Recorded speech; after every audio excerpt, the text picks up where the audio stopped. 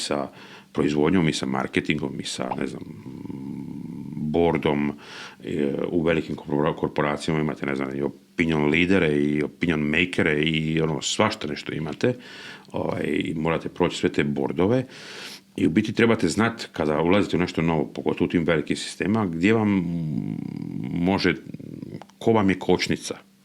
A kočnica vam koji put može biti i neki mali, mali šrafić, na primjer u razvoju prototipa, kojem ste vi, ne znam, nesimpatični i on kaže da se to ne može napraviti. Znači, vi morate poznavati cijeli niz, u biti cijelu lepezu, proces kompletan, da biste, i to je uvijek dokazivanje, dokazali svakome da u biti onome čemu govorite da ste kompetentni, jer svak vas u nekom segmentu želi zakačiti. Znači, obično je meni se dešavalo i sa velikim korporacijama da u biti imate dolazi nam sad neko nov i on će sad meni govoriti kako se rade, ne znam, stolice ili rasvjetna tijela, a ja to radim već 30 ili 50 godina.